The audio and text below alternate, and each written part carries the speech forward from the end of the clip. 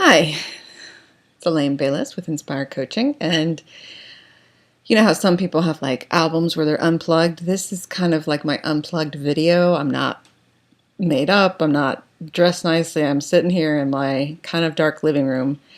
Um, it's been a crazy weekend for me, but I wanted to go ahead and do my video blog, because I know not everyone has time to read a blog post, so I wanted to get this information out there because right now I'm doing my blog post on the 4 horsemen of the apocalypse with reference to your marriage.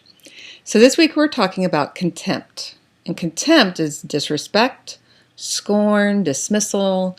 It's sort of like the next step of criticism. Criticism starts out by telling the person they're not good enough, and then contempt is just a total loss of respect for this person. So you start out and your husband's just incompetent in the kitchen, and then he's just incompetent in general. And every time you see your husband fail, it adds to this belief that he's completely incompetent, and you grow more and more dismissive of his efforts, and to become contemptuous, and that's very negative for a marriage. One of the differences between contempt and criticism is your intention. This is very important. Criticism can be motivated by frustration, and it's often motivated by a desire to improve your spouse. You're trying to tell your spouse the right way to do something, and instead of saying something constructive like, usually when I load the dishwasher, I like to make sure that the top and the bottom racks are full, instead of saying, why did you waste the water running a dishwasher when it was half full? So that's more of an innocent mistake. Contempt is motivated by the desire to hurt your spouse. So when you're looking at your spouse and you're saying something like, you can't remember anything, you're actually trying to hurt your spouse. That's sort of one of those big lines between criticism and contempt. So what can we do to uproot the weed of contempt from your marriage? The first thing to do is get rid of all abusive language. All of it. Any name calling, any disrespectful naming, words like loser, lazy, irresponsible, forgetful, stupid, moronic, idiotic. All of these words that we use that are hurtful, get rid of all of them. All of them. When you're talking about your spouse to someone else, do not use abusive language. Just cut it completely out of your vocabulary. Just imagine that your child, your 3-year-old, is listening to every word you say, or imagine that, your mother is listening, or your father, whoever you would not want to say these things in front of. Imagine that that person is listening to you all the time. And avoid generalizations, like he always and he never. Those will lead to criticism, which will lead to contempt. Point 2, avoid mocking humor and sarcasm. Humor can be a veiled or not so veiled form of contempt. So it's safest if you're struggling with contempt to eliminate all sarcasm, all mockery, all dark humor. Keep it real positive, keep it real upbeat, keep it goofy, silly, fun, lighthearted. Number 3, make a spouse gratitude journal.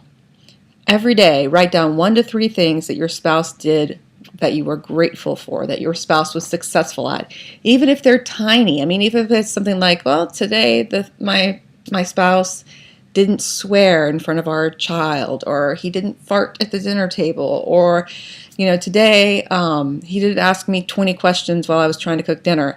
Even little things. But find 1 to 3 things that you can say, really, I appreciate that about this person that I'm spending my life with. That will really start to transform and impact your relationship. Now, just a little aside, like I mentioned at the beginning of the video, I had a rough weekend, which is why I'm looking rough. I mean, this is me really unplugged. So if this is the first video you've ever seen of mine, just watch some others. But it was a crazy weekend. Friday night, we don't have access to both parts of our garage because we're doing this big house project. Friday night, I left my car out. I had the windows down because it's so hot. We had a crazy flash flood level storm. My car was drenched Saturday morning. I mean, like standing water in my car. Such a nightmare. And then everything, like the whole weekend was like that. We were going to be painting our deck, but it rained and rained and rained. And every time the wood started to dry, it rained again.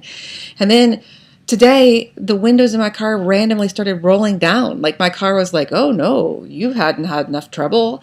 I mean, all this just crazy stuff kept happening. I mean, and that's just the tip of the iceberg. We just had this crazy, stressful weekend. And it was one of those weekends where, you know, it could have easily degenerated into squabbling and arguing and criticizing and contempt. And, you know, I was stupid for leaving my windows down, and, you know, he did some things that weren't so bright, and, you know, back and forth. But we are very deliberate in our appreciation of each other. And so instead we were able to come together and, you know, at the end of the day, kind of laugh about the things that went wrong. And it was really wonderful.